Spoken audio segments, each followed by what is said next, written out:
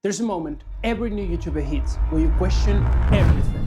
The videos feel off, the views aren't coming, and you start wondering if you're just not cut out for this. I hit that wall about 14 times in the last 2 years. And here's what I learned from them. Welcome.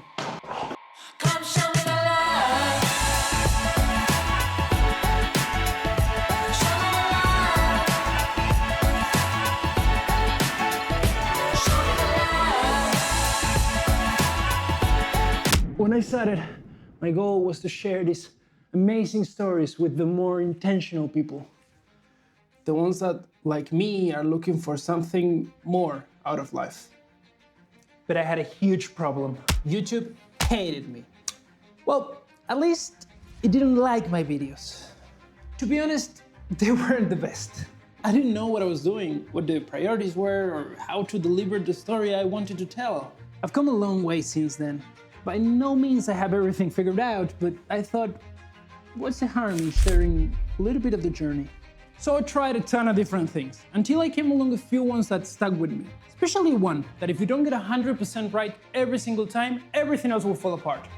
But I'll tell you about that in a moment. First, I needed to focus. Not like that. I mean, yeah, pay attention to me, but focus in general is important.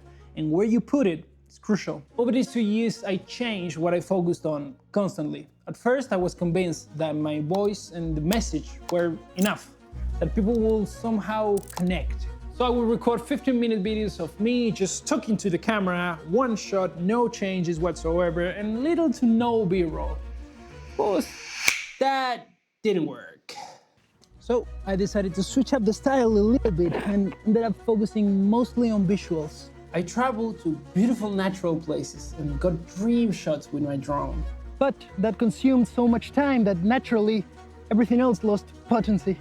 I remember spending like 8 hours the day before this trip trying to put together a story because I didn't want to waste the opportunity. Let's say I saved it, but watching now I can feel it was a little bit rushed and ended up mostly as a collection of pretty pictures, but no substance. On that particular trip, some of my friends pointed out that my videos moved too slowly and suggested that I should make them more dynamic. Casi se va a la mierda todo.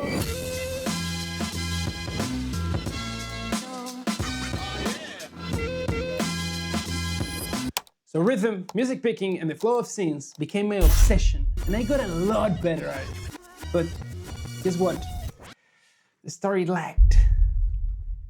I still believe the message is the most important part of the video, but now I frame it more carefully. I help the story develop. I introduce elements to help you follow along. I just don't rely only on my voice to tell the story anymore. I think the approach I'm using right now started with one specific video. About a year ago, I have finished my biggest video yet and I felt drained. So I decided to be a little more permissive with the next one. For the first time ever, I started by picking the music. It felt open, not like when I started with a fixed visual in mind or got too attached to one idea. I was just getting a sense of it. Heck, I even remember one day I was in the living room alone, dancing to copyright-free songs and getting a sense of how I wanted my intro to sound like, trying to see which ones match my style. And the site I was using was Upbeat. That's where I get most of my music, sound effects, and motion graphics you see on my videos.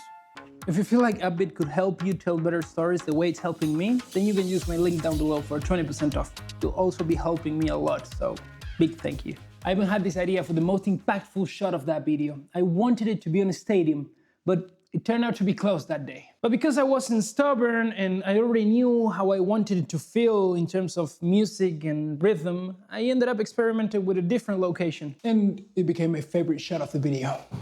So don't put all your focus in just one basket. Like you wouldn't put all your eggs in just one basket.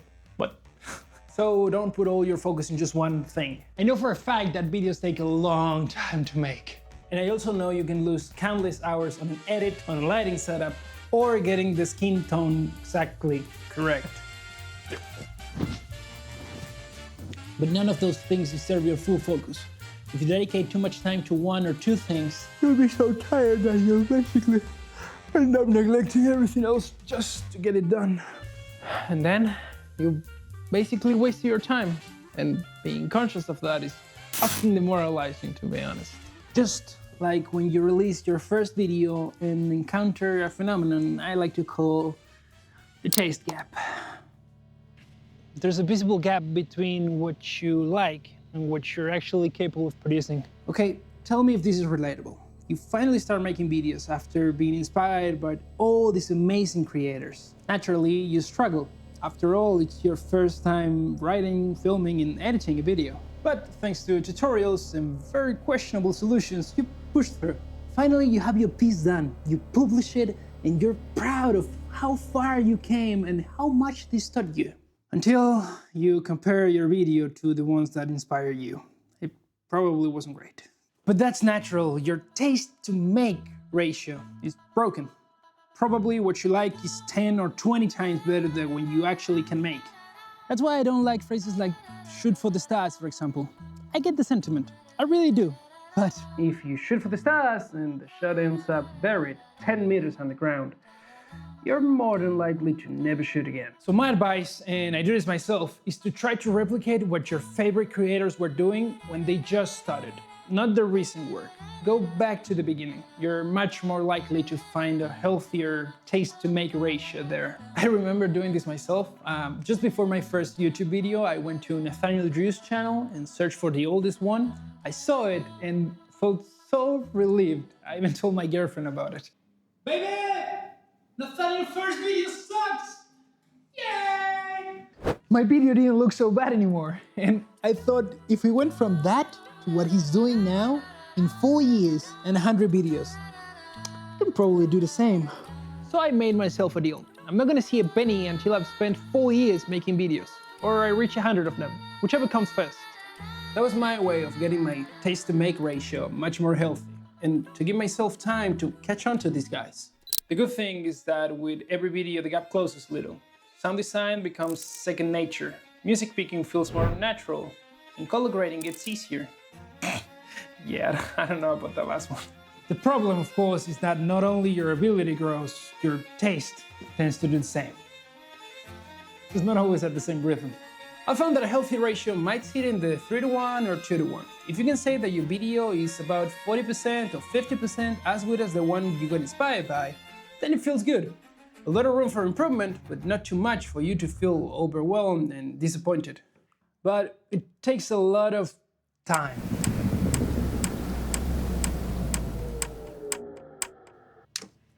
Okay, I think it's time to talk about that uncomfortable truth. I don't like it, but I'm pretty convinced that's how it works. No matter how good your video may be, if the thumbnail and title don't make people click, it's doomed to fail. For a long time, I preferred to believe that if my work was good enough, somehow it would find its way. I felt challenged when people asked me why I would start a YouTube channel when there are so many of them. How was I gonna be unique? I didn't know how to answer that rationally. It just kind of felt right. Naturally, I was afraid of ending up like everyone else with the same clickbaity titles, with the same thumbnails. I wanted to be different. So I ended up with thumbnails and titles that were deeply meaningful to me, but told the viewer very little about what the video was or what they will get from it. So the biggest thing I've learned doing YouTube is this. Learn when to be yourself and when to play the game. I recently changed how I think about titles and thumbnails. It's not like I don't care anymore or I don't want them to be unique, but the ones that have worked for other people have worked for a reason. And it's not wrong to adapt those to your own video. And don't just copy them, okay? But understand that they don't define you as an artist. They're just there to make people click. And it's not pretty. I know it's not romantic, but thinking like that has saved me quite a few headaches. After all, the video is the real part, the true part. And if the thumbnail and title are too abstract and nobody watches, then what's the point?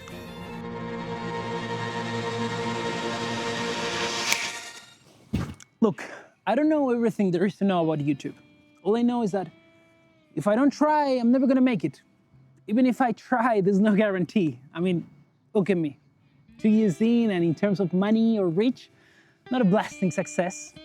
And yet, I feel like I'll do it again a million times, because I've never been happier knowing that I was actually chasing my dreams, no matter how quirky that sounds every single time.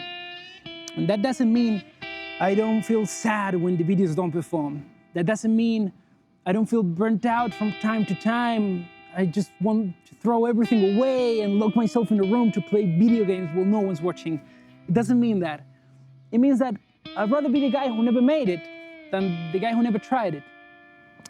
If I was talking to my younger self here, I would say that there's nothing to lose, really. That it's so much cooler to make bad videos, to actually care, than to never try.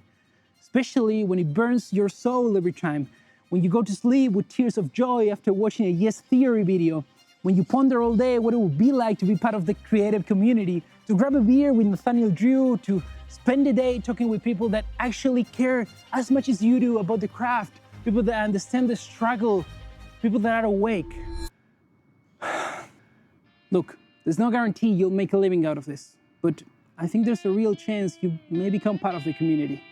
And if you've been listening to all these very specific memories, to all this rambling and struggling about how to make a good video or how to tell a better story, I think you know you're cut out for this. Now just go make something. That's all I have for you. Gracias por el espacio.